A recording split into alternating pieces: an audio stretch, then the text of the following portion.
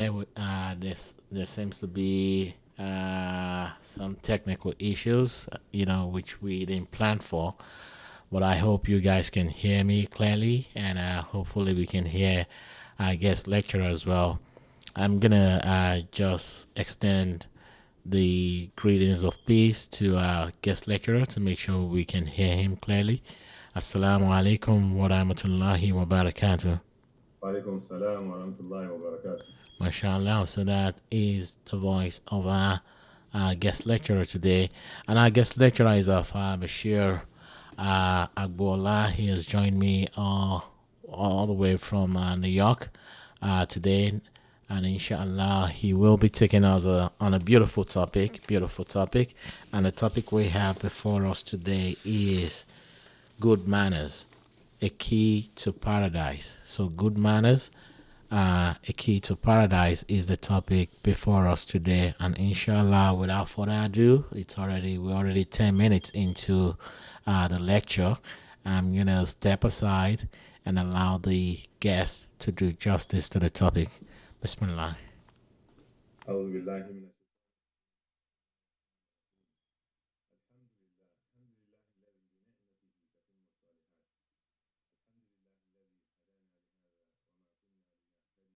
أن هدانا الله.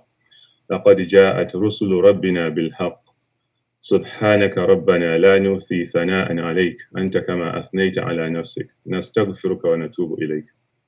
وأفضل الصلاة وأتم تسليم على سيد الأولين والآخرين المبعوث رحمة للعالمين وعلى أهله الغر الميامين وأصحابه النجوم الدين ومن تبعهم بإحسان إلى يوم الدين.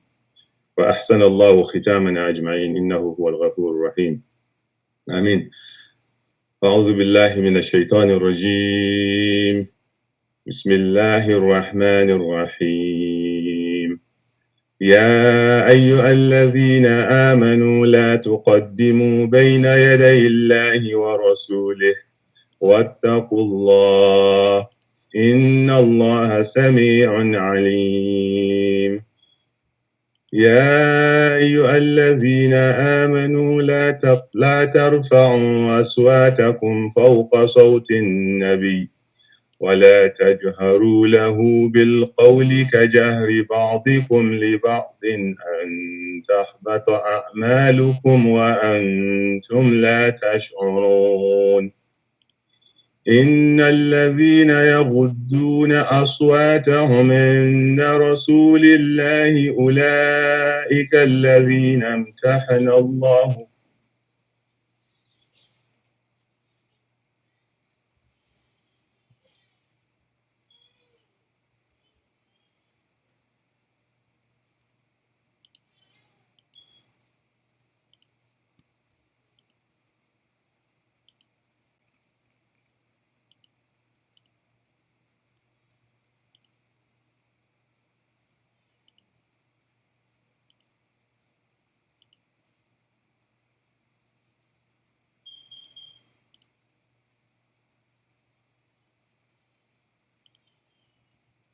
إن جاءكم فاسق بنبأ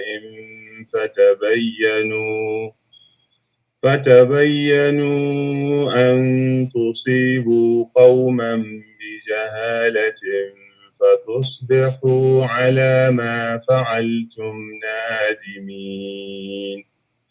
واعلموا أن فيكم رسول الله لو يطيعكم في كثير من الأمر لعنتم ولكن الله حبب إليكم الإيمان وزينه في قلوبكم وكره إليكم الكفر والفسوق والعصيان أولئك هم الراشدون فضلا من الله ونعمة والله عليم حكيم.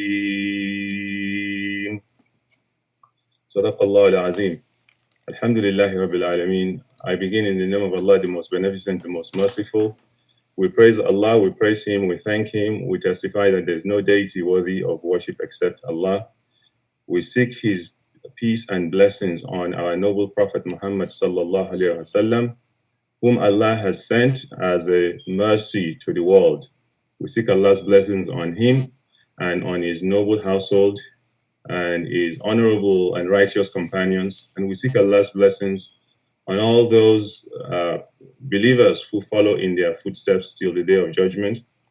We pray to Allah to make this forum an act of ibadah for each and every one of us. We pray unto him to accept our act of ibadah, to overlook our shortcomings, forgive us our sins, and grant us the blessings and mercies of Ramadan. Ameen.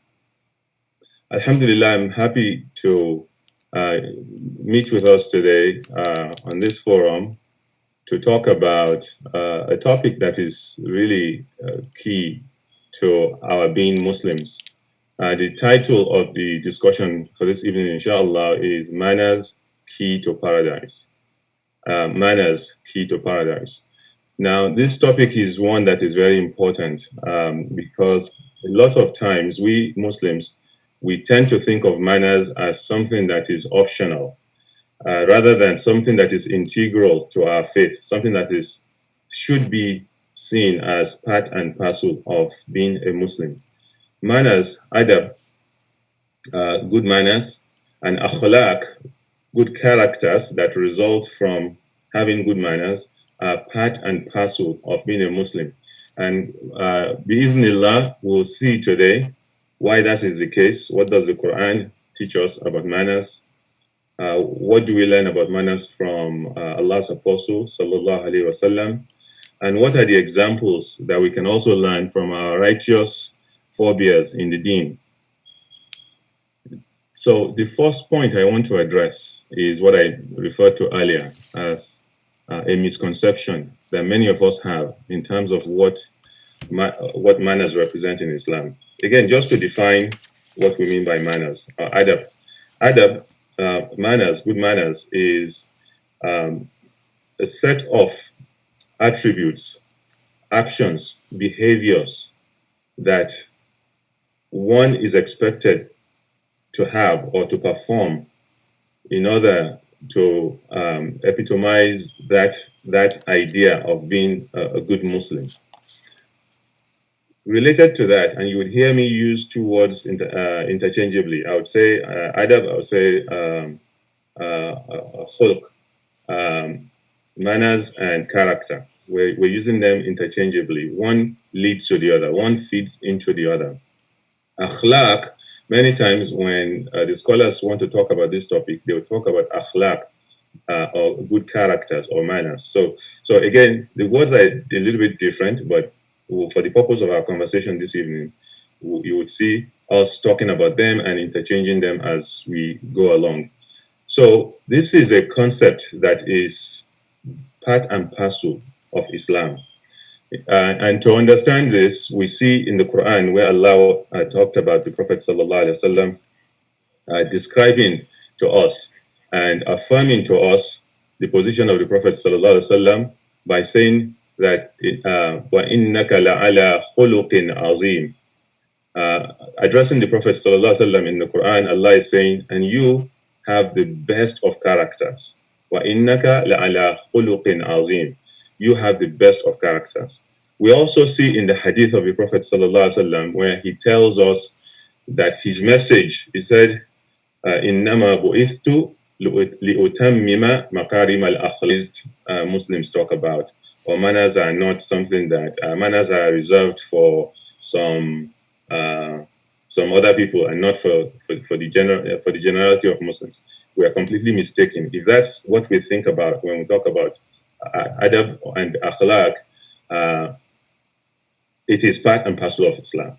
As we've seen, where Allah describes the Prophet ﷺ as having the best of characters, and where the Prophet himself ﷺ is telling us that he has been sent to perfect the noble characters. In another hadith, he said, ﷺ, describing the importance of good manners, he said, "Makarimul akhlaq min a'mal al-jannah." That makarimul akhlaq min a'mal al-jannah. He said, noble characters are amongst the deeds of paradise. Hence the title of this topic, Manners Key to Paradise, meaning that when we have good characters and we demonstrate good characters, it is a path to Al-Jannah. May Allah grant us Al-Jannah.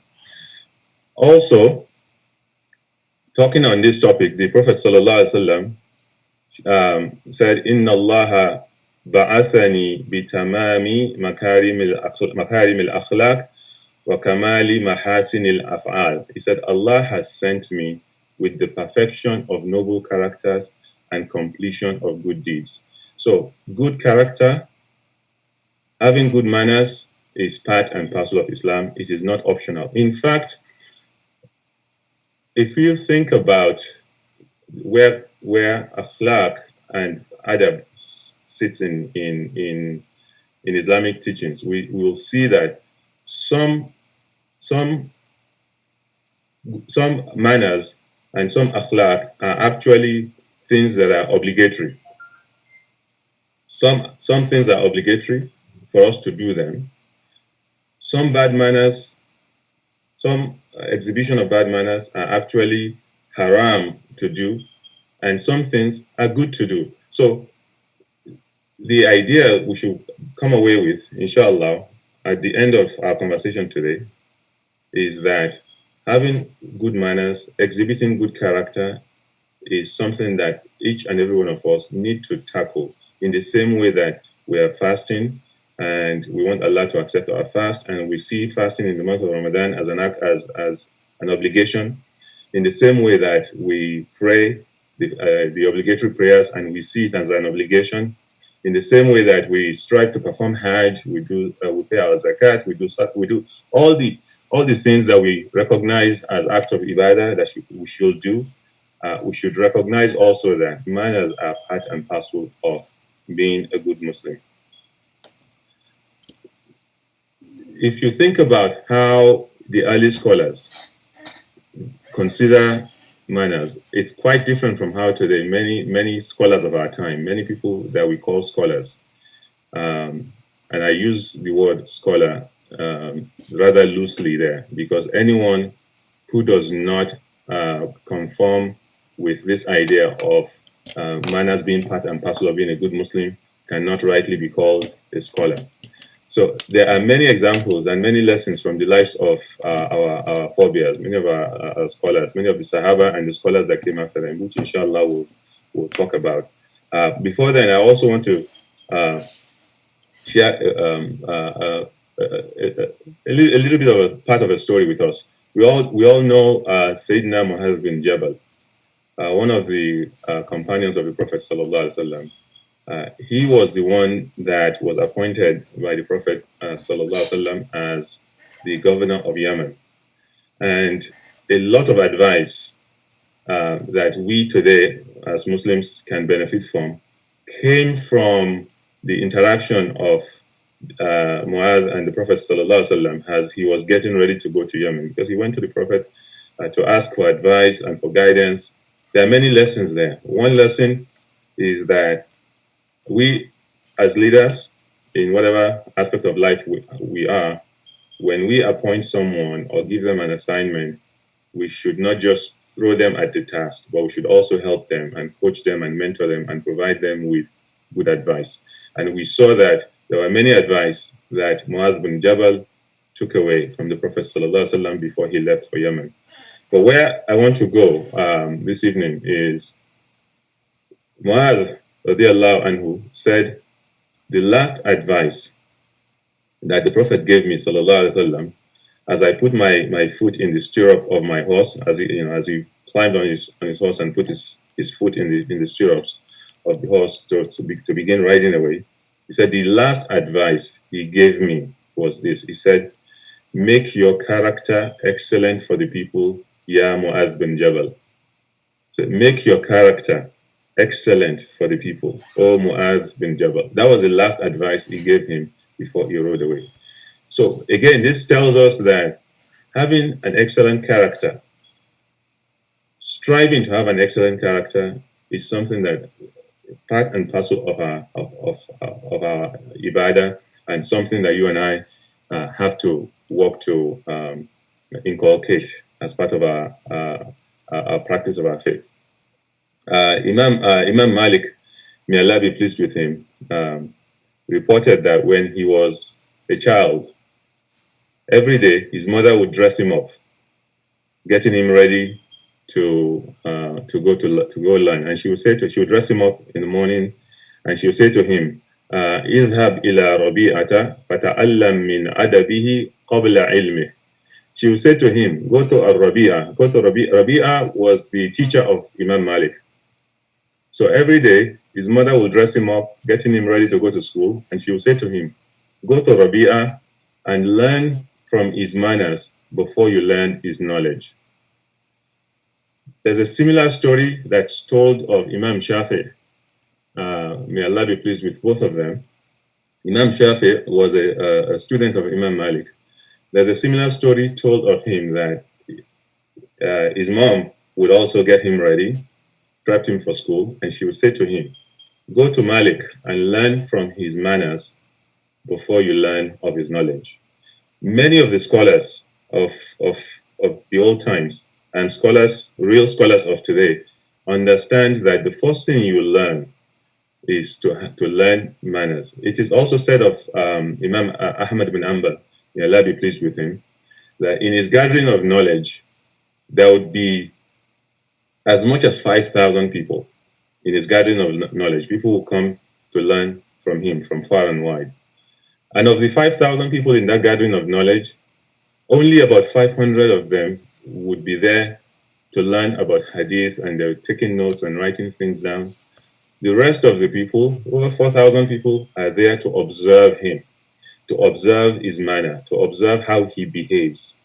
And they would spend years learning that, because those generations, they understood that one of the ways to be a good Muslim and to gain a paradise is actually to have a good character and to have good manners, to be able to behave well, to know how to behave well.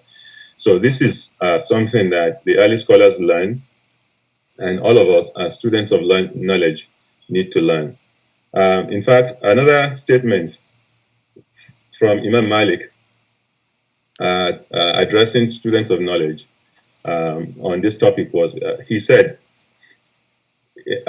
إن حقا على من طلب العلم أن يكون له وقار وسكينة وخشية وأن يكون متبعا لآثار من مضى قبله. Imam Malik said, it is the duty of a student of knowledge to behave with dignity, tranquility, and reverence, and to follow the way of those who came before him. So anyone who calls himself or herself a student of knowledge has to behave with dignity. A Muslim has to behave with dignity, behave properly. We're expected to carry ourselves well, not with pride and arrogance. La tamshi fil ardi maraha. Don't walk on the earth in arrogance. That's not what the advice here is. The advice is you carry yourself with dignity, you behave with dignity and honor and tranquility. A Muslim, particularly a student of knowledge, is supposed to be tranquil in appearance and composure. You are not acting erratic and irritated and agitated. You are, and act with reverence. And particularly, you follow the way of those who came before, meaning follow the footsteps of the righteous people that came before. It was reported of Imam Ahmad bin Hanbal when he was very sick. He was very sick and was laying in bed. And they were conversing with him, and they talked about another scholar. And when he wanted to say something about that other scholar, he sat up in bed, even though he was very sick. And they were telling him, don't get up, lay down. But he sat up. He said, I cannot be talking about this person while I'm laying down. Again, out of respect and reverence to that other scholar. And subhanAllah, think about the fact that Imam Ahmad today, may Allah be pleased with him, we know him, we know of his reputation and his ibadah and his knowledge. And the other person that he was even talking about, I don't even know the name of that scholar right now. But to show you the reverence that the scholars displayed towards each other. So when you then think about people that today we see who call themselves scholars, many of them on social media, and you hear them attacking each other, insulting each other, using vulgar words and vulgar terms against each other, then we know that definitely this is not part of the behavior of a Muslim and not part of the behavior of a student of knowledge. Also, someone, Ibn Abdul Bar, was talking about another scholar, Ibn Wahab, was reporting from this other scholar a statement that he was making about Imam Malik. So this other statement, this scholar Ibn Wahab was saying that what I learned from the manners of Malik was better than what I learned of his knowledge. Meaning that what I learned from just observing Malik, just observing him, how he behaved, how he talked, how he ate, how he walked, how he interacted with people. What I learned just observing him was actually better than what I learned in terms of fiqh and hadith and Quran from him. So subhanAllah, so think about how the value and the importance that the early Muslims placed on adab and good character compared to how we today look at such things. We think today, a lot of us, we focus on just, okay, we want to learn Arabic so we can be fluent in Arabic. We want to learn the Quran so we can quote verses of the Quran. We want to learn hadith. And alhamdulillah, there's nothing wrong in learning those knowledge. But what we see from the early scholars and from everything we've read so far from the hadith is that one should start out learning about good characters first. Innama bu'ithtu bi'utammima makarim al-akhlaq. I've been sent to perfect the noble characters, as the Prophet has said, sallallahu alaihi wasallam. It was reported also that it was reported that people went to Aisha radiallahu anha to ask about the character of the Prophet sallallahu alaihi wasallam, and she summed it up beautifully. She said, his character is the Quran. His character is the Quran. If you're looking for what represents a good character, or what was the character of the Prophet sallallahu alaihi wasallam, you don't need to look for. Just look at the Quran. That is what, and that's why at the beginning of this talk, I read Surah Al-Hujurat. I read parts of Surah Al-Hujurat, chapter 49, the Quran. I read a few verses there. Surah Al-Hujurat is one of the verses of the Quran where we learn a lot about what good manners, what good character means. And inshallah, if we have a bit of time, we'll talk about some of those verses, even though today we're not doing tafsir, but we might just touch on a few of the verses. But to continue on the topic of how the scholars regard acquiring good manners and learning good manners, Abdullah ibn Mubarak, may Allah be pleased with him, said, I sought manners for 30 years and I sought sacred knowledge for 20 years. The righteous predecessors would seek manners first and then seek knowledge. So Abdullah ibn Mubarak is one of the great scholars, and he's saying that for 30 years, meaning for a very long time, he was learning about manners, and then for 20 years he was learning the sacred knowledge of hadith and Quran and seerah. So again, and a similar statement from Sufyan al-Thawri, who said he spent 20 years first learning manners before he learned the sacred knowledge. This is again another point, and the reason I keep quoting all these scholars for us is just to show that what we're telling us about this is very important. Many times when we talk about adab and Islamic manners, the only thing we want to talk about is how to eat. We know we should eat with our right hand, which is very important. We talk about sleeping on our right-hand side, which is the sunnah, which we should definitely do. We talk about how we should go into the bathroom with our right leg and come out with our left and make the dua going in and make the dua coming out. Those are all part and parcel of the sunnah. They are all part of the akhlaq that a Muslim should acquire and should have.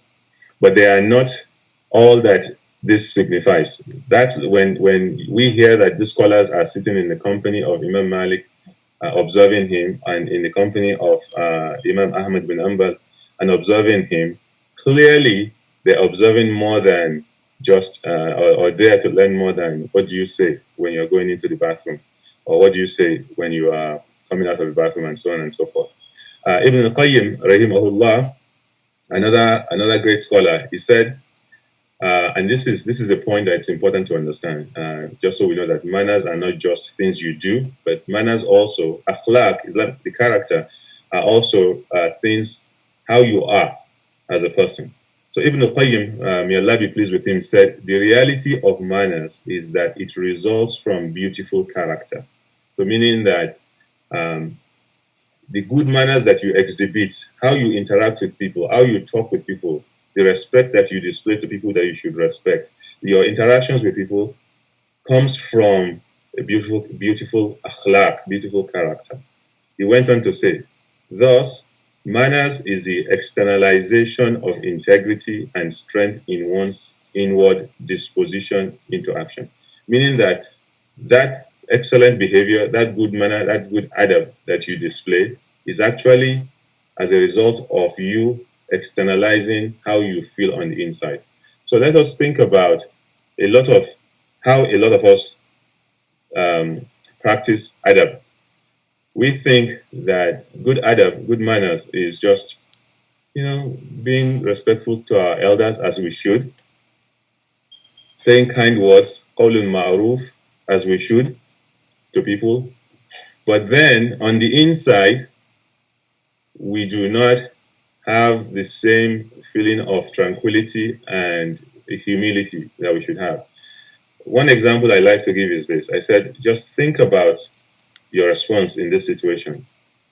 If two people are introduced to you, and one of them is introduced as a big man, maybe a big business executive, and then another person is introduced to you next to him as an ordinary clerk in a government office somewhere. You don't know anything else about these two people other than the fact that you know that one person is a very big person, big personality, and the other person is an ordinary civil servant. How do you feel about each of these people on the inside?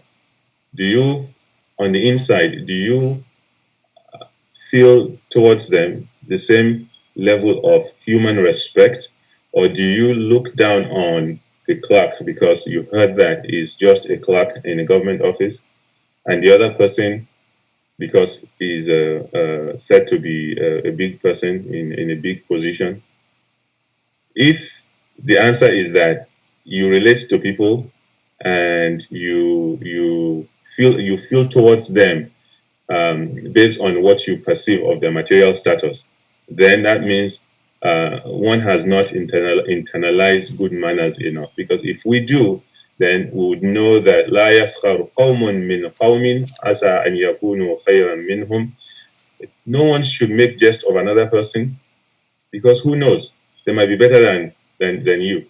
That clerk might be a better person in the sight of Allah, even amongst us human beings, in terms of just being a good, decent human being. He might be a better person than the highly placed executive that we somehow feel more respect towards. And I'm not saying that we should not show respect to people in accordance with their position.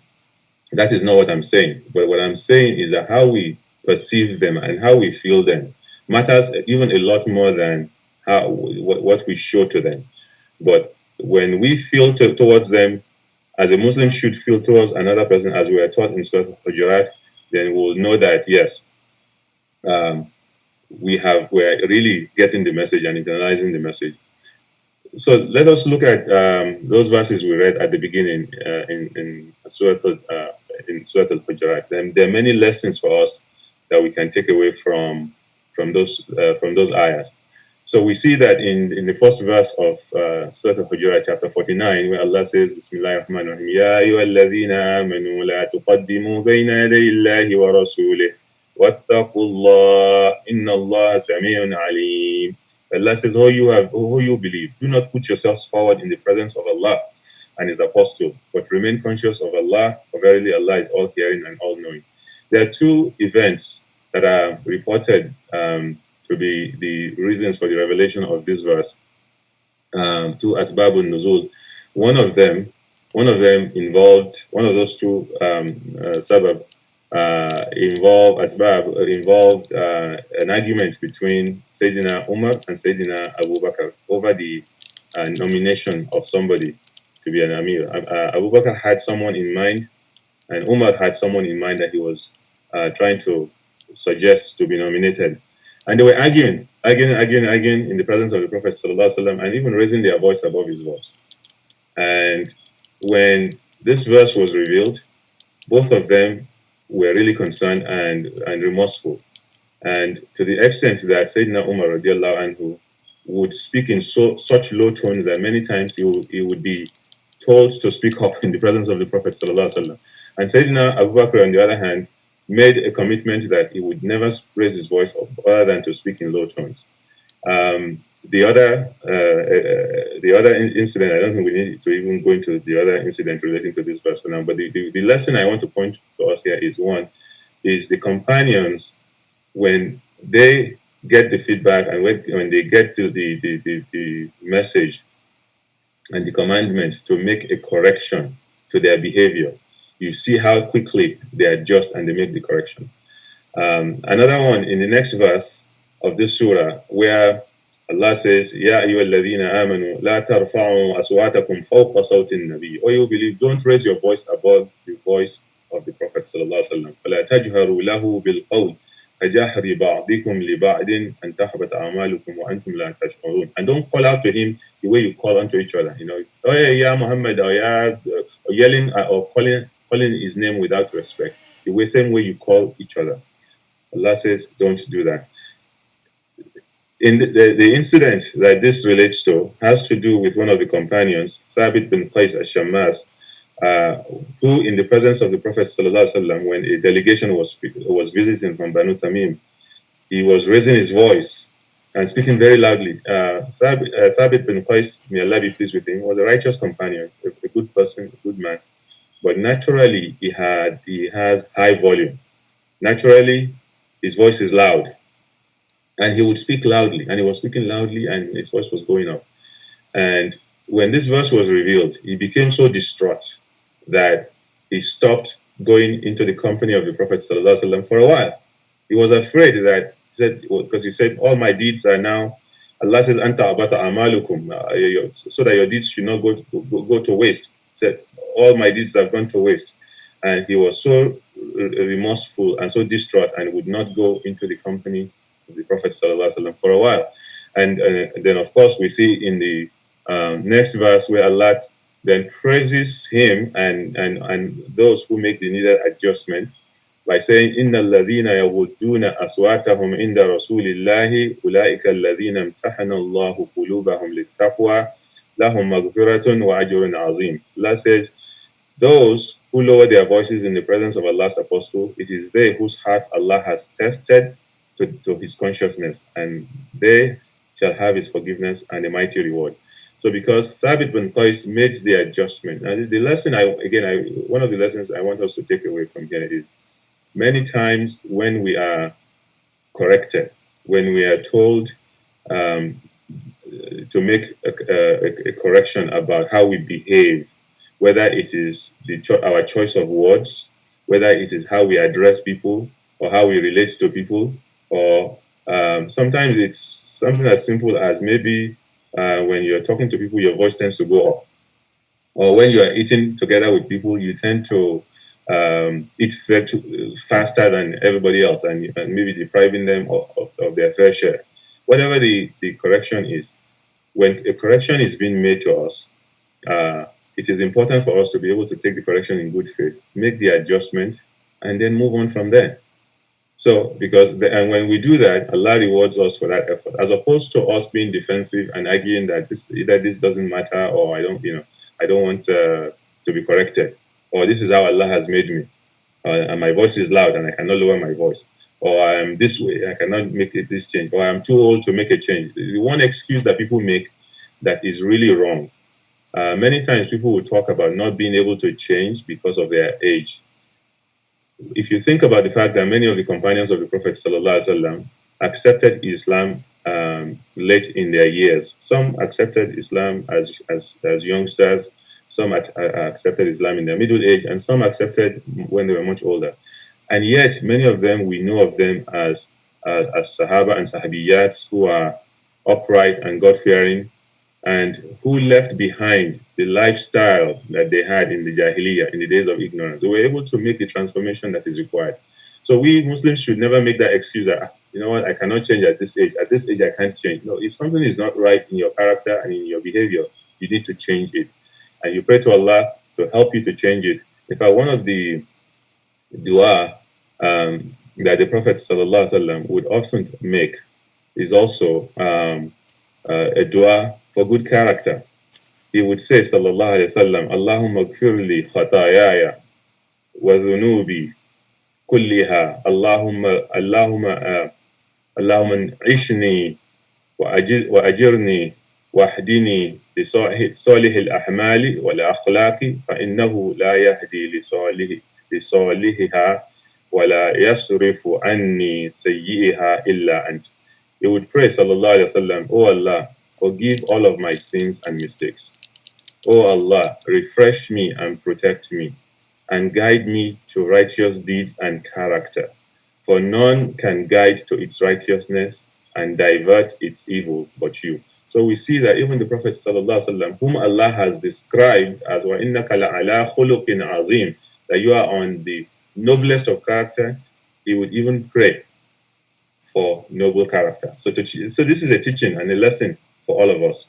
And may Allah make it easy for us and guide us aright. I would finish the point by saying, because I see something that happens in many of our communities, and I've seen this happen quite a bit back in Nigeria amongst the students of knowledge and youngsters. MashaAllah, alhamdulillah, you see many of them, they are fired up, they are, you see externalization of the sunnah on them, and they are, talking about practicing the sunnah and doing da'wah. But then you see them exhibiting very, very poor manners and bad character. You see them doing things like insulting people, being aggressive and abrasive with people. And then you wonder, where did this come from? Definitely, this is not in the character of the Prophet ﷺ, not in the character of the Sahaba, and definitely not in the tradition of all the great scholars that we've just talked about.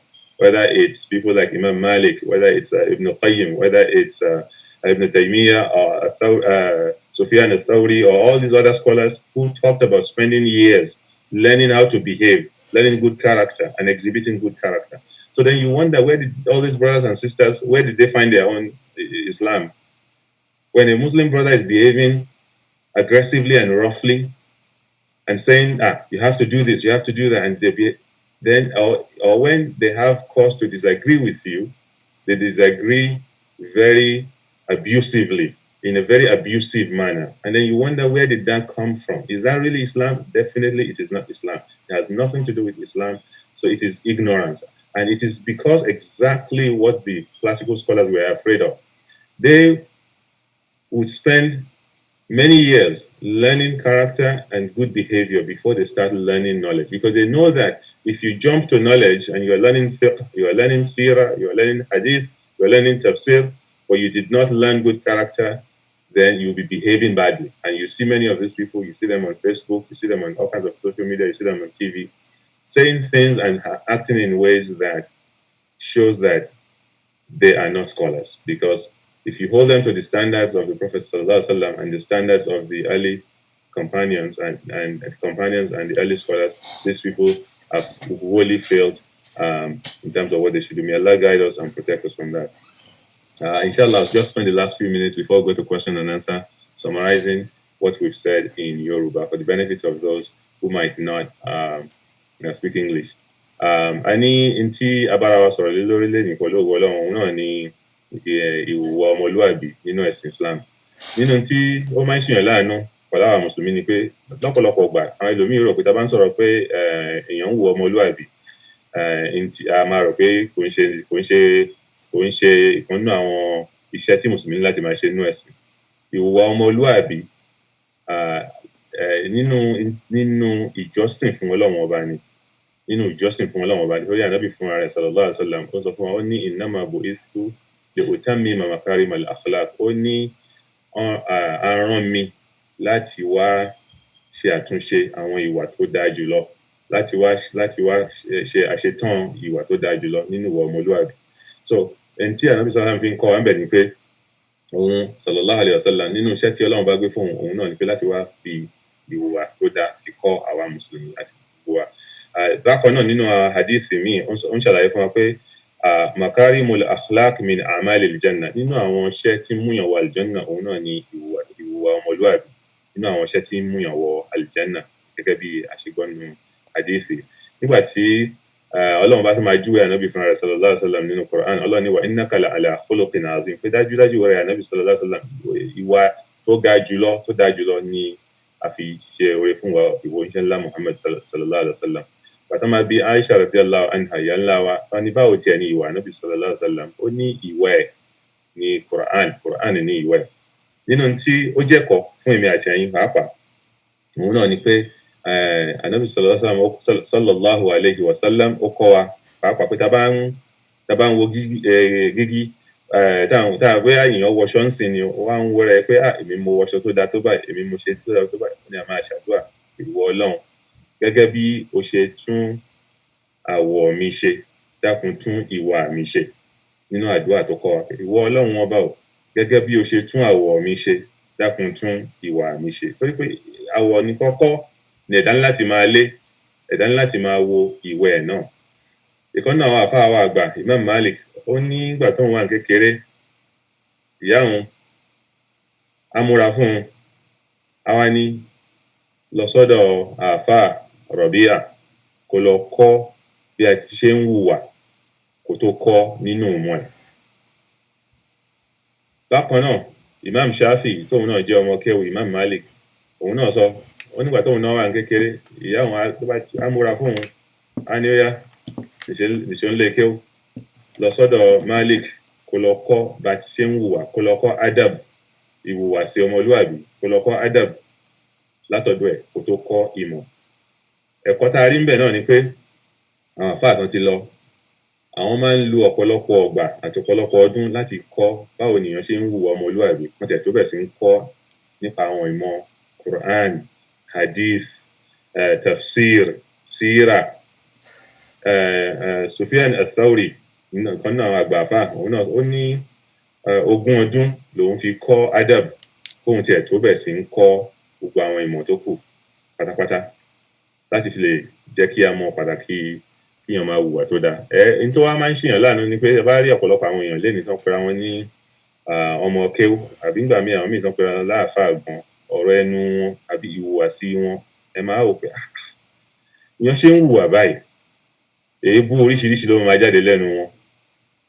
Ó wà lára ìdí tó pé táwọn èèyàn bá ń hùwà àwọn mùsùlùmí ń sìn àwọn èèyàn máa sọ pé àwọn mùsùlùmí ò lájú wọn náà àwọn mùsùlùmí lóko àwọn mùsùlùmí ń hùwà bákan. Ẹ bá dẹ̀ wò kò sí ẹ̀sìn tó ṣe àlàyé nípa báwo nìyàn ṣe ń hùwà tó dáa àti ìwà ọmọlúwàbí tó Islam ló kọ́ wa pé báwo la ṣe ń bá èèyàn sọ̀rọ̀ Islam ló kọ́ wa pé báwo ni a ṣe ń wò èèyàn Islam ló kọ́ wa pé báwo la ṣe ń jẹun báwo la ṣe ń mu báwo ni tá bá wà láwùjọ báwo la ṣe ń ṣe. Ọlọ́run sọ fún wa ní Qur'an ya ayyuhal ladhina amanu idha qila lakum tafassahu fil majalisi fafsahu yafsahillahu lakum. Bẹ́ẹ̀ bá wà láwùjọ tẹ́ jókòó tó máa ní ẹ fàyè lẹ̀ fáwọn káwọn míì náà wọlé ẹ yẹra kẹlòmíì náà ráyè wọbẹ̀ kọ́lọ̀ náà lè fún yín láàyè. Islam ló kọ́ wa pé báwo ni ọkọ àtaya ṣe ń lò pọ̀. Islam ló kọ́ wa pé ká tó súnmọ́ àwọn aya wa pé ká ṣe àwọn nǹkan kan. Ọlọ́run ní nisa'ukum harthul lakum fa'tu harthakum anna shi'tum wa qaddimu li anfusikum. Ọlọ́run ní àwọn aya yín àwọn oko yín ni wọ́n ẹ wo oko yín bá ṣe wọ̀nyí ṣùgbọ́n wa qaddimu li anfusikum ṣùgbọ́n ẹ dá nǹkan síwájú ṣùgbọ́n ní kíyàn dá mi síwájú ó lè tẹ̀lẹ̀ tútù.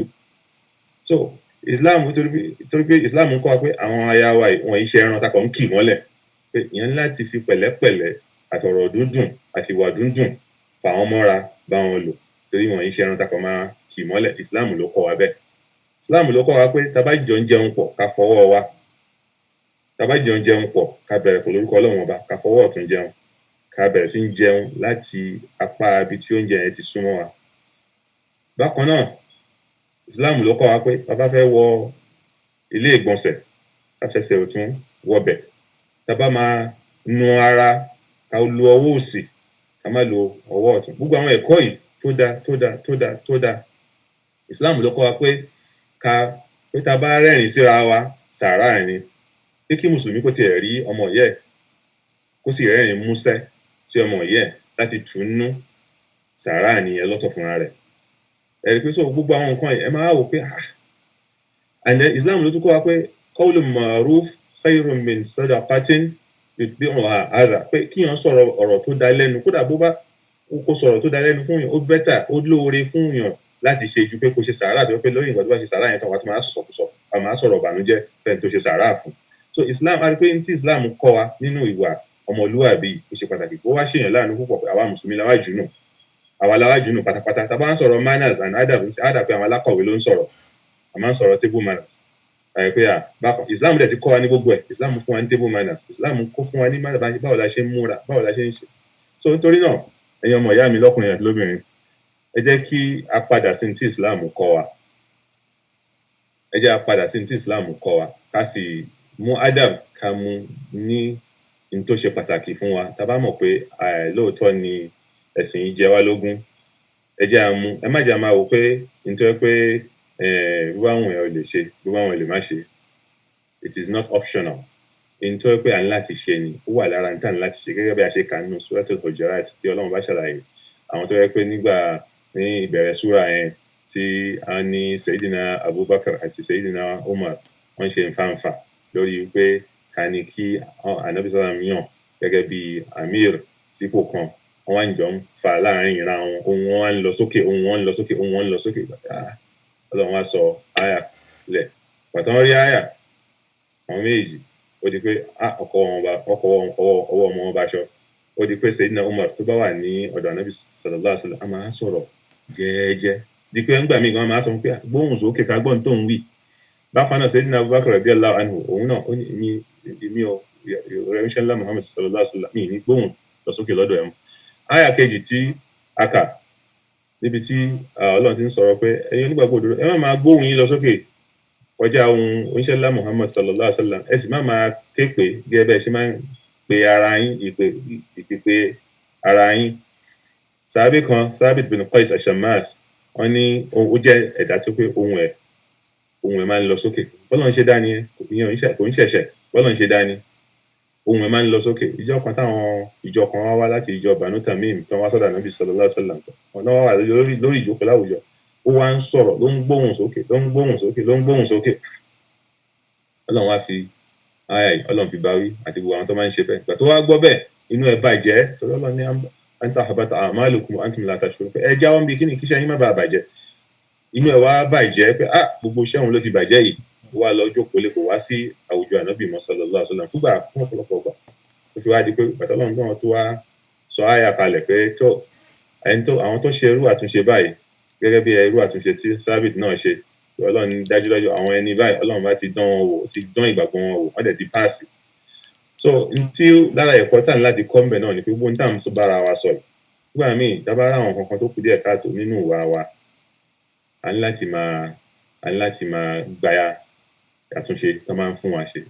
Ọ̀nà tí èèyàn ti fi ń ṣàtúnṣe náà wà, tó bá fi ń ṣàtúnṣe pẹ̀lú èèyàn náà láti fi pẹ̀lẹ́pẹ̀lẹ́ ṣe. Ọlọ́run ní ud'u ila sabili rabbika bil hikmati wal maw'izati al hasana, pé sójú ọ̀nà Ọlọ́run ọba rẹ̀ bil hikma pẹ̀lú ọgbọ́n wal maw'izati al hasana àti pípé tó dùn tó dáa tí ò ní ba ẹni tó ń bá sọ̀rọ̀ nínú jẹ́, tí ò ní bínú. Wàá lo ọgbọ́n àti làákàyè fi pè èèyàn sójú ọ̀nà Ọlọ́run ọba. Wàá fi ọgbọ́n àti làákàyè ṣàtúnṣe láti àwọn àfáàdẹ̀ ní nǹkan mẹ́ta ni ẹni tó bá máa ṣàtúnṣe láti ní. Wọ́n ní nǹkan mẹ́ta òun náà ni pé ó ní láti nímọ̀ ìmọ̀ ní tó fẹ́ túnṣe. Ẹlẹ́ẹ̀kejì ni pé ó ní láti fi pẹ̀lẹ́pẹ̀lẹ́ ṣàtúnṣe. Ẹlẹ́ẹ̀kẹta sì ni pé a wá ṣe sùúrù lórí àtúnṣe tó fẹ́ ṣe. So yẹn láti ẹ̀tí nímọ̀ ní tíyàn fẹ́ túnṣe. Tó bá ṣe wáàsí tó bá àwọn èèyàn sọ pé ayé ṣe báyìí bọ́lá lágbájá àyíṣe báyìí báyàn sọ̀rọ̀ báyìí, àyíṣe báyìí ságbàlagbà, àyíṣe báyìí sọmọdé, àyíṣe báyìí sọkùnrin, àyíṣe báyìí sóbìnrin, àyíṣe báyìí láwùjọ, àyíbọ́kọ ẹni sọ̀rọ̀ báyìí, báyà ẹni sọ̀rọ̀ báyìí, tó ṣàtúnṣe yẹn tán á dẹ̀ sọ pẹ̀lú jẹ́ẹ́jẹ́ àti sùúrù. Tó bá tún wá ṣe yẹn náà tán, á wá ṣe sùúrù láti máa rí pé ṣe mo sọ fún ẹ lánàá pé ṣe nǹkan báyìí, bẹ́ẹ̀ kọ́, wàá tún máa sọ náà ni, wàá ṣe sùúrù lórí ìpèpè tó ń pè. A ní láti máa ṣàkíyèsí ká sì máa ṣọ́ra. Ní ìkásẹ̀ ọ̀rọ̀ wa, ká rántí ìmọ̀ràn tí Ànábì sallallahu alaihi wasallam tó fún Mu'adh bin Jabal nígbà tí Ànábì yàn gẹ́gẹ́ bí governor ní Yemen. Ọ̀pọ̀lọpọ̀ àlàyé, ọ̀pọ̀lọpọ̀ advice Ànábì fún, ọ̀pọ̀lọpọ̀ ìmọ̀ràn ló fún. Mu'adh, kí Ọlọ́run bá yọ́nú sí, ó nígbà tóun wá gun orí ẹṣin tóun fẹ́ máa lọ, ní tí Ànábì sallallahu alaihi wasallam tó fi kásẹ̀ ìmọ̀ràn ńlẹ̀ fóun ni pé ó ní ìrẹ́ Mu'adh, tún ìwà ẹ ṣe fáwọn èèyàn, tún ìwà ẹ ṣe fún àwọn èèyàn, ìrẹ́ Mu'adh ọmọ Jabal. Ó pe orúkọ ẹ̀ jálẹ̀, ó ní ya Mu'adh bin Jabal, tún ìwà ẹ ṣe fún àwọn èèyàn.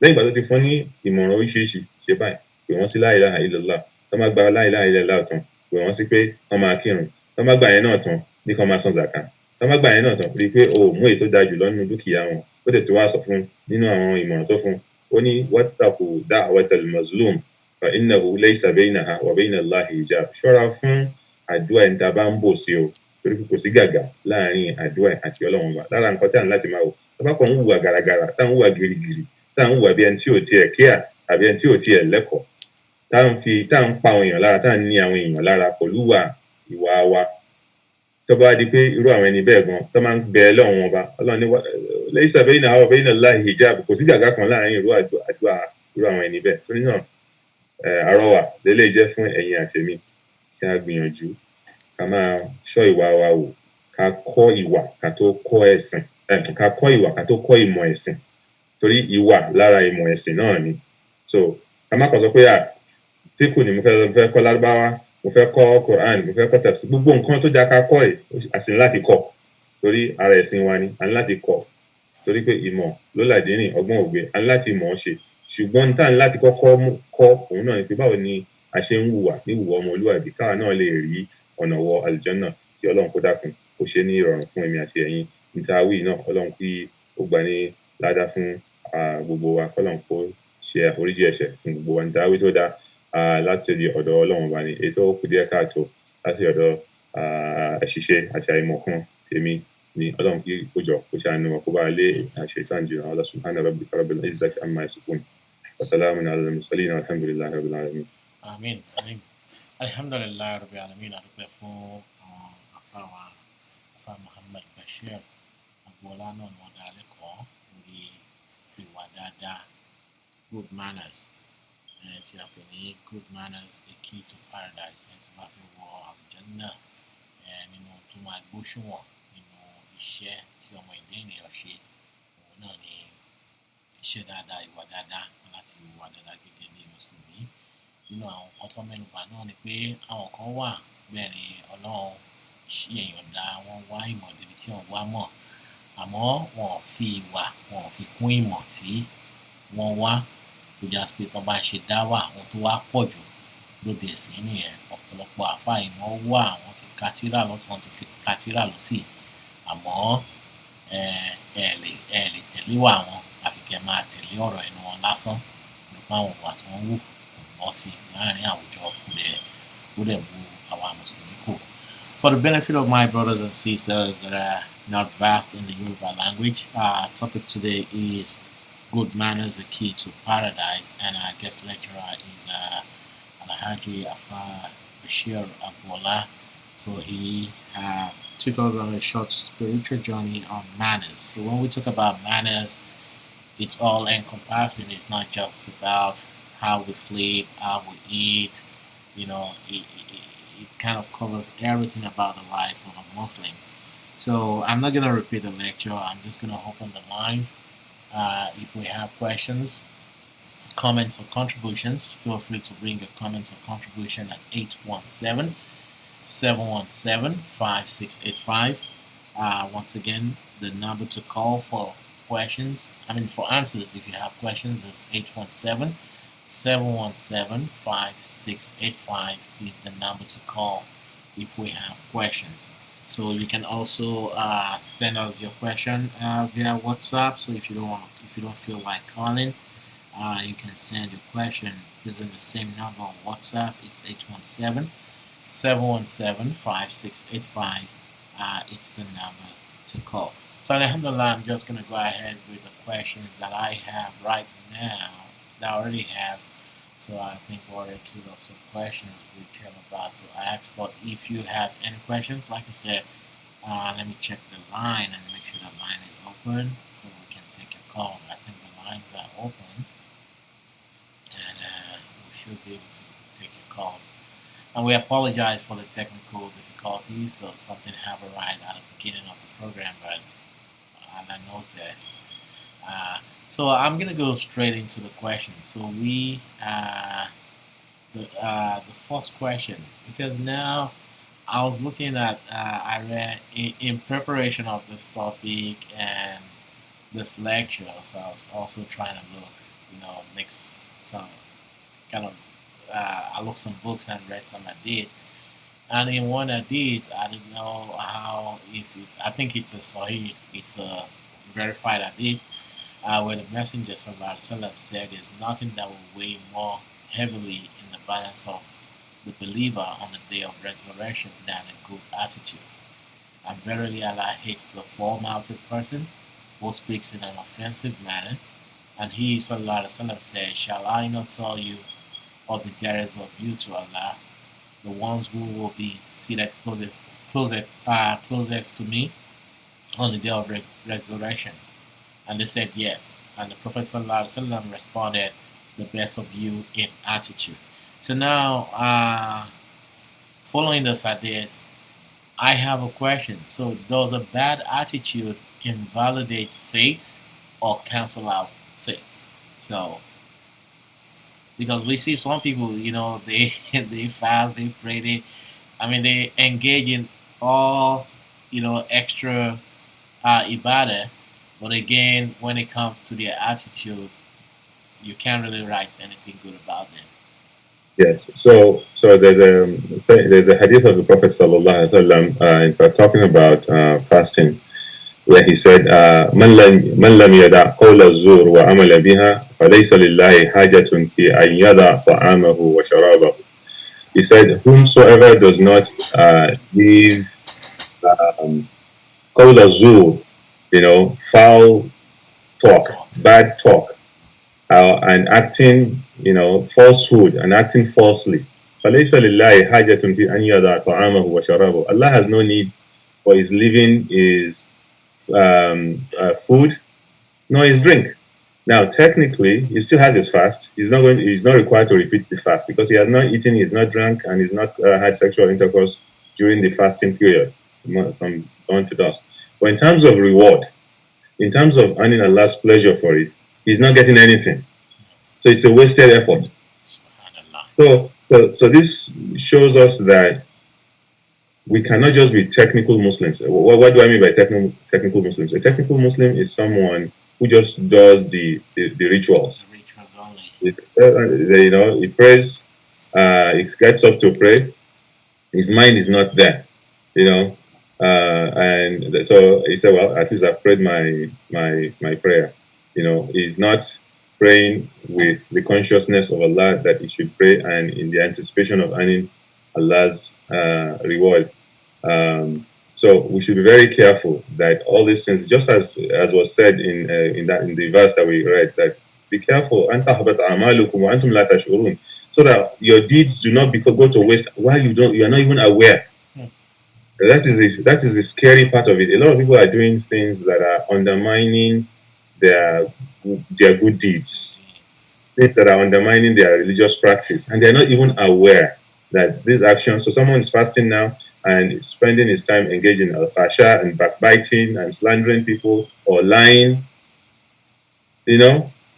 So we should be very careful about all these things. So that's why, and there are many areas of trap, many things that you and I might do that we might not even think is wrong, but it's wrong. That's why I said, and the statement by Ibn Qayyim saying that good manners is an externalization of good character inside. So it has to come from within. So I might see you, my brother, and I say, "Assalamu alaikum, brother, how you doing?" and I smile at you, but internally I belittle you for whatever reason. Probably because I feel that you are from one part of the country or one tribe or one skin color, or or you have less education than me, or less knowledge of Islam, or whatever, whether it's and that's why Allah warns us that don't make jest of other people. So we should be very careful. You and I should be very careful in terms of how we relate to other people and how we think of other people. Not just how we relate to them, how we think of what you say, what you do, and how you feel about them. Alhamdulillah. So, in the long and short of that response, if I understand you correctly, is I'll use the word technical, like you use technical Muslim. So does that mean bad attitude can actually invalidate or cancel out our faith? The example you cited, like somebody fasting, but nothing has changed about him. He keeps, doing. He talks bad about people. He does all kind of things, but yet he's still fasting. So it means there's no reward for that fast. Allah is the one that assigns reward. But what Yeah. we can say is that a bad attitude is not the attitude of a Muslim. Because we've read all these hadith where the Prophet said, Sallallahu Alaihi Wasallam, you need to have good character, good Yeah. attitude. Yeah, I So, think we have a so caller. exactly, Yeah. exactly. Assalamu alaikum to line. I think 1 second. I think it's part of the technical issue. We should. The caller should hang on 1 second. We.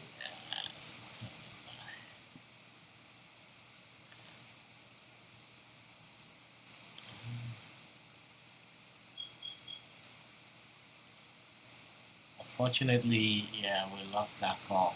Okay, well, you can continue, sir. 1 second. I'm trying to fix. Subhanallah, this thing happened prior to us going live. Let's see. So inshallah, the caller can try once again. I think I have it fixed. So the number to call is 817-717-5685. Please try your call again. So 817-717-5685 is our studio number. I apologize that I couldn't take that call, but now the lines should be good. Now, so I'm gonna. So another way to. Okay, so now there are a lot of dye out there. I think the caller is trying again. I hope we can. Hello, Assalamu alaikum warahmatullah.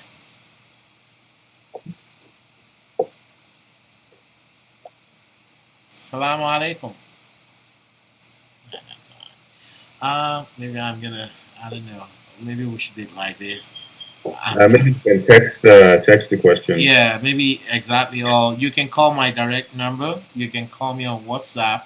I think the still having technical issues with the line. My number. You can call. Let me make sure the number is okay. You can call this number on WhatsApp. It's 817-717-5685. So maybe I can pick it up via WhatsApp. 817-717-5685. Inshallah, we apologize.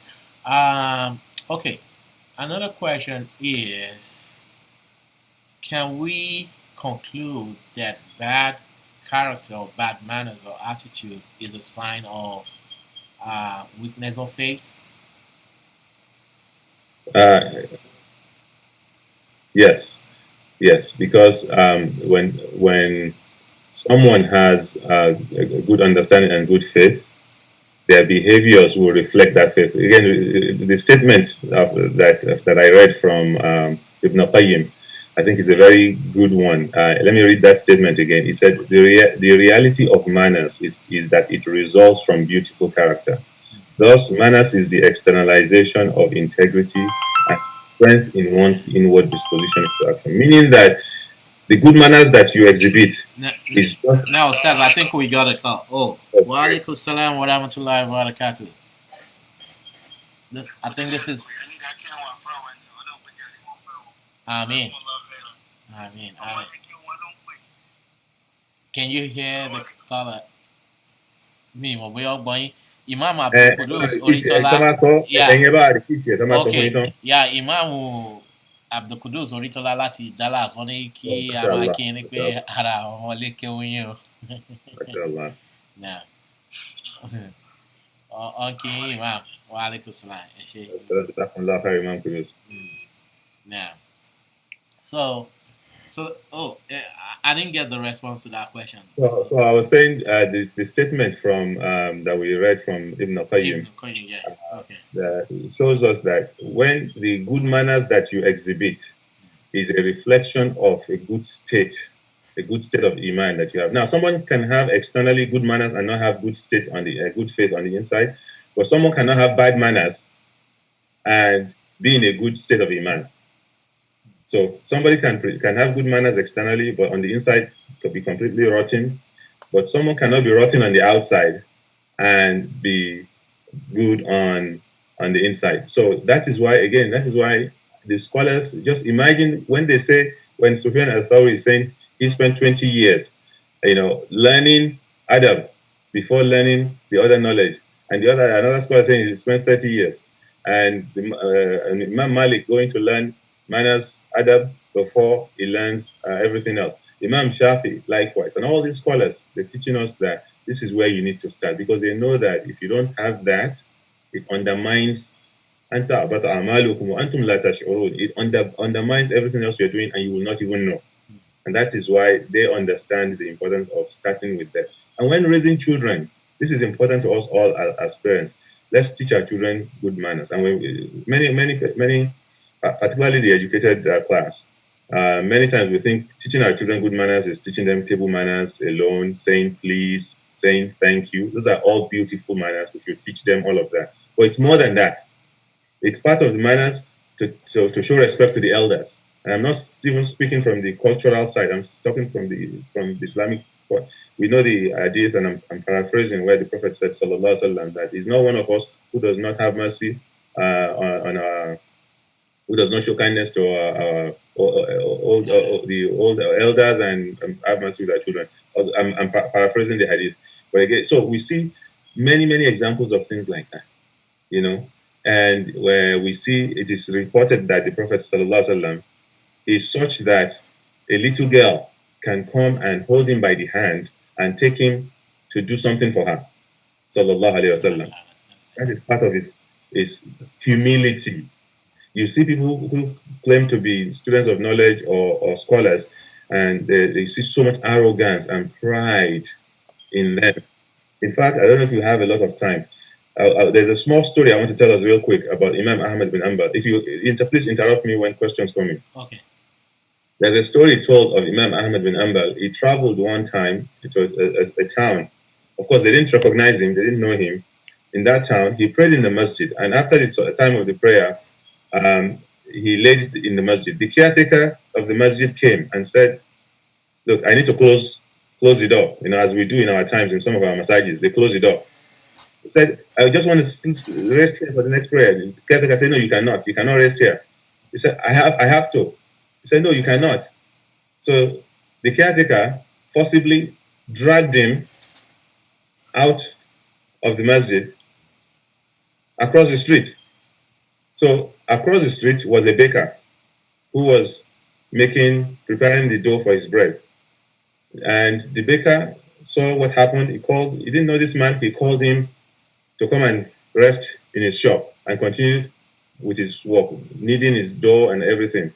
And all the while he was doing it, he was doing tasbih, he was doing adhkar, he was doing all kinds of adhkar, subhanallah, alhamdulillah. He was doing all kinds of adhkar. And Imam Ahmad was observing him. After a while, he said to him, Servant of Allah, I've observed you all the while I'm here. You are engaged in one dhikr or the other.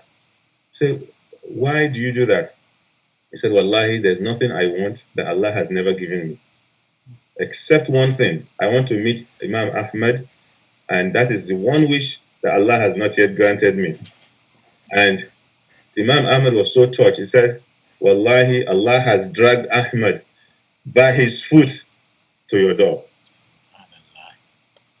So showing so many lessons there.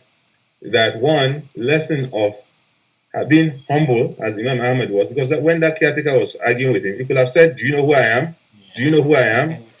I'm the most learned person of this generation. I'm Ahmad." He didn't say that. He didn't bring any of that, and he was dragged into the street. And then when he was dragged in and he was sat with the baker, he did not introduce himself and use his name. He sat there quietly, grateful to the opportunity to have shelter. And and you see so many lessons there. The other lesson is the baker himself, who showed kindness and always engaged in the remembrance of Allah, saying that the only thing I want that I have not had the opportunity of having in all my wishes from Allah is to meet Ahmad bin Ambal and see how Allah brought that to happen. So there's a lot of lesson when you just think of all these scholars and their humility. You wonder, where are the people of today? Where did they find their own arrogance and pride? You know, when you think of all these great scholars and an example, where did these people find their own? Clearly, it is not in the Sharia of Islam. Alhamdulillah, Jazakumullah khairan for that short story. There's a lot of admonition from that story. We need to humble ourselves, because Imam Ahmad would have, like, it's typical of any person of that caliber. Like, come on, you don't you don't know who you're dealing with. But Yeah. Alhamdulillah, he was so humbled. But these days we don't see that in many of our so-called leaders, because they actually are not leaders. I think they're rulers or dictators and all that. Well, Alhamdulillah, once again, well, I don't, the lines are not, we can't really take call. But if you want to call, I think you can call my direct number. You can call my direct number. Then I can put it on speaker. 952 212 6527.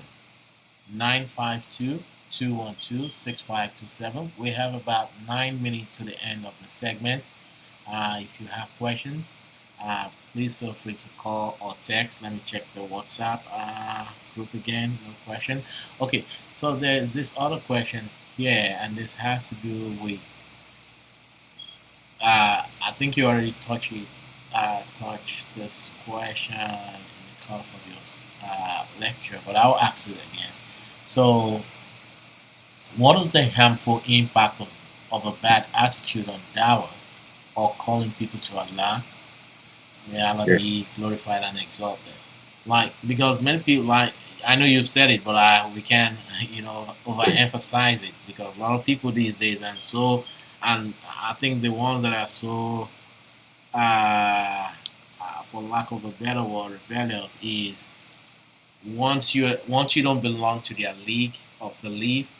Maybe they feel we are the Salafis, we are in the right path, and we are the holder of the Sunnah.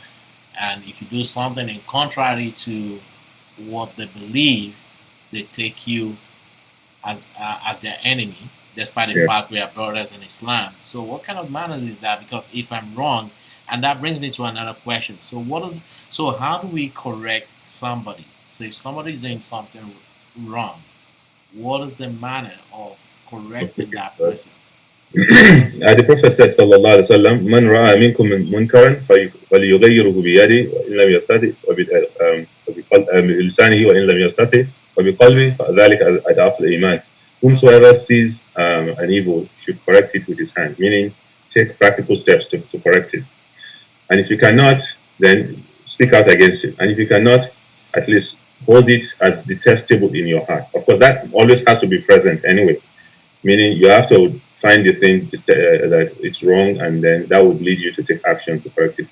So that is the instruction. The how to do that is what we see in the Quran when Allah says, "Id'u ila sabili rabbika bil hikmati wal maw'izati al hasana." Call onto the path of your Lord with wisdom and a goodly exhortation. So, and a couple of examples I will give to just show how people have demonstrated that wisdom. There was this incident in Mina between Abdullah ibn Mas'ud and Uthman ibn Affan, may Allah be pleased with all of them, where Abdullah ibn Mas'ud stated that I prayed with the Prophet sallallahu alaihi wasallam, I prayed with Abu Bakr, I prayed with Umar in Mina, and each time they shortened the prayer to two rakats instead of four. Uthman disagreed. Uthman said, no, I'm going to pray 4 rakats. And Uthman led people in prayer to pray for 4 rakats, and Ibn Mas'ud prayed behind him. He prayed the 4 rakats with him. Right after that, some people came to Ibn Mas'ud and said, didn't you say you saw the Prophet sallallahu alaihi wasallam shorten the prayer? Why did you pray 4 rakats with him? Couldn't you just go to the side and pray your own 2 rakats? So he said, people said, Isma, listen, qasru salatu sunnah, wa ijtima'u al-muslimina farida. Said, shortening the prayer is a sunnah. The unity of the Muslims is an obligation, and we shall not sacrifice an obligation for a sunnah. So he was able to show them that, look, it is not worth splitting the community or fighting, disagreeing with this person. Of course, he had his evidence. He was there with the Prophet sallallahu alaihi wasallam. He witnessed it in person. But since Uthman did not agree, and he looked at, is it worth splitting the community over? No. So we have to learn this lesson, that we have to learn priorities. We have to know what is more, and this is an area, I think we talked about it in another forum today, actually. This is a fiqh al-awlawiyat, where scholars provide the principles for deciding on priorities. What is more important at any point in time? And Imam Ali, may Allah be pleased with him, he said, لَيْسَ الْفِقْهُ أَن تَعْرِفَ الْخَيْرَ مِنَ الشَّرِّ. Ali radiallahu anhu saying, it is not fiqh, it is not understanding or wisdom that you just know the difference between good and evil. وَلَكِنَّ الْفِقْهَ أَن تَعْرِفَ الْخَيْرَ الْخَيْرَيْنِ وَشَرَّ الشَّرَّيْنِ. But it is good wisdom and good understanding of fiqh that you know the best of two good options and the worst of two evils. Meaning being able to balance, good deeds, being able to know that, okay, of these two options we're looking at, you know what, maybe this is lesser of two evils. Maybe splitting the community over this matter is worse than fighting this brother over this thing, even though I know I am right and I have the evidence. But if I fight him over this thing, it is a worse evil because it will split the community, or it will cause enmity between me and my brother and allow shaitan to come in between us. So it is a lack of that understanding that causes many of these problems that we see today amongst us, amongst our brothers and sisters. And may Allah preserve us from that. Amen, amen, amen. Yeah, we have 4 minutes. Maybe I can quickly chip in this part of the question. Okay. So finally, what do we say to practicing Muslims who persist in their shameful bad attitude and show bad manners towards? I think your last response kind of like answered this question, because we just, maybe I should just leave it to to the stars to answer the question. So finally, what do we say to practicing Muslims who persist in their shameful bad attitude and show bad manners towards Muslims who are sinners and non-Muslims? So this has to do with some Muslims that their iman is, they are not there yet, and our neighbors that are not fellow Muslims like us. So how do we? We should be very careful. I'll say this: we should be very careful, because even though you think someone is, because of the sins that you see them commit, you think you're better than them. You don't know. You don't know their status, and you don't know what their future would be inside of Allah. And importantly, you will not effect any change in them. Look at the example of the young man that came to the Prophet ﷺ and asked for permission to commit zina. And people were upset and they wanted to deal with him there and then. And the Prophet said, ﷺ, leave him. And then he asked him a few questions and said, do you want it to be done to your mother? Do you want it to be done to your sister? And so that drove home the message. That is Maw'izat al-Hasana. And the young man then realized the stupidity of his question. He realized it when it was put to him in that way. What you're asking for permission to go and do to somebody, right? It's going to be somebody's mother, somebody's daughter, somebody's wife. Do you want it to be done to yours? And that drove home the message. So he got it. Or the example of the Bedouin who got up in the masjid and was urinating. And people wanted to deal with him. And he said, let him finish. Leave him. And when he's done, throw a bucket of water over that spot. Wash it away. And that lesson, and Bedouin made dua for the Prophet and not for everybody else, because he knew that they wanted to beat him. And this was the person that saved him. But you see, he learned more from that experience than if they had beaten him badly. He would have hated the Muslims and hated Islam, and he would not have benefited from it. So the point is, being this aggressive, and it has no basis in Islam. The irony is that it has no basis in Islam. So it is just a bad character emanating from a lack of understanding and a bad state of a bad internal state, which may Allah preserve us and purify our hearts. And we beg unto Him to grant us His mercy in this Ramadan, to forgive us what has transpired of our sins, and allow us beyond Ramadan to go forward in His obedience and in His mercy. Amin. Amin. Amin. We thank Ustaz once again. Ustaz Muhammad Bashir Abwala has been with us in the last an hour and a half. And we've been looking at good manners, the key to paradise. And the hadith that I quoted to kind of like tells us how heavy our attitude, our act is in the sight of Allah. And again, even surprisingly, when Allah wanted to describe Muhammad sallallahu alaihi wasallam, He didn't say, you observe the highest number of prayers and all that. No, He uses character to describe him, like the best of all people in terms of characters.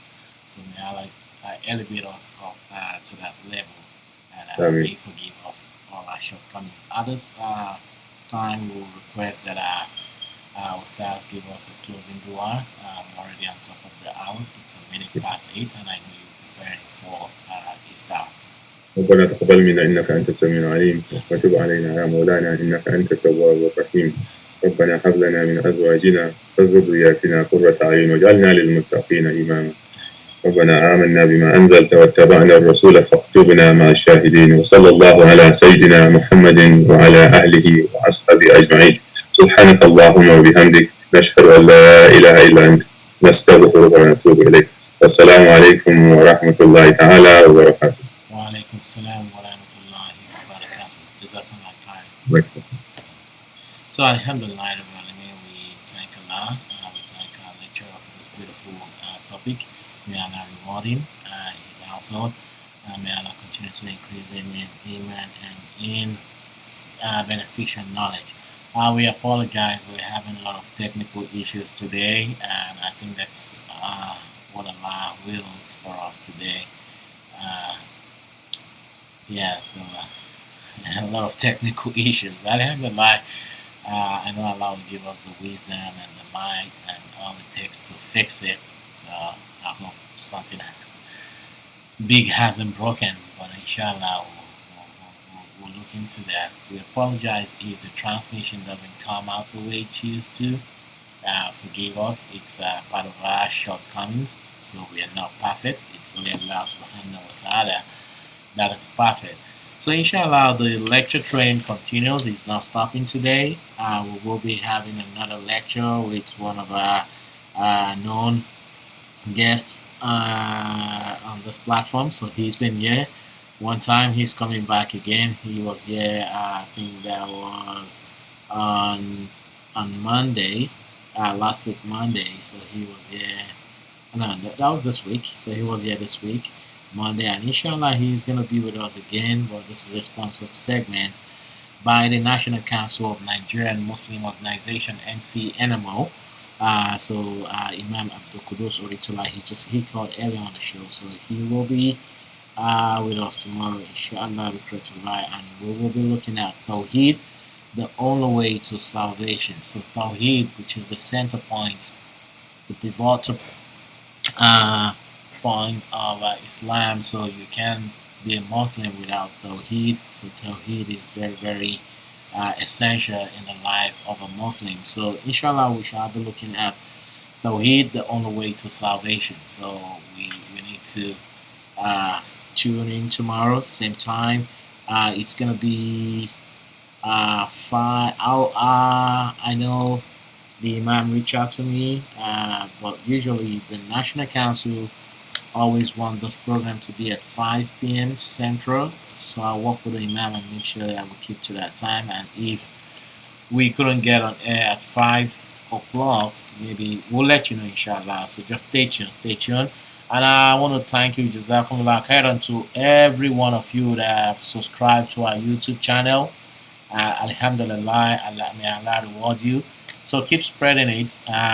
Share it with friends and families. We're also live streaming on Facebook. So our Facebook audience have been enjoying us for quite some time. So now we're taking it to the next level, making sure that our listeners on YouTube can also see and watch. I mean, can also listen in and watch us on Facebook. Inshallah, I mean on YouTube. So we're doing what they call simulcasting. So this is called simulcasting. So we're casting, we're live streaming on like three platform at the same time. If you go to our website at Distinct Radio, www.distinctradio.com, there at the menu item on the website, you're gonna see live TV. You can just click on live TV on the website, and you'll be on to our stream, inshallah. Very soon we will, this is more of a test run, so it's kind of like a dry run right now, because we're looking at bringing you a lot of programs after Ramadan. So we're taking it to the next level. From radio, we're going to TV, so you have the opportunity to tune in and watch good programs that will benefit you in this life and in the year after, inshallah. So tomorrow, Tawheed, the only way to salvation, is sponsored segment by the National Council of Nigerian Muslim Organization. I greet you all with the best of all greetings, the greetings of the heavens, and I apologize again for any, if you've been trying to reach studio lines you couldn't get through. Forgive me again. We are all humans, and the gadget we use are made by humans. So everything human is not perfect, and everything created by man is also imperfect. So may Allah forgive all of us. May Allah elevate us in faith. May He accept our dua. May He accept our ruku. May He accept our sujud. May He accept our Ramadan, our fast, our song. And may He also accept all our qiyam. I hope we have not been sleeping through through the nights. So I mean, it's less stressful. This Ramadan is less stressful. Just imagine we have to go to work and come back after work and do all that. So, well, but most of us are actually working remotely, which isn't easy as well. So, well, whichever way, we should try to utilize this month. We should try to utilize this month, and may Allah reward each and every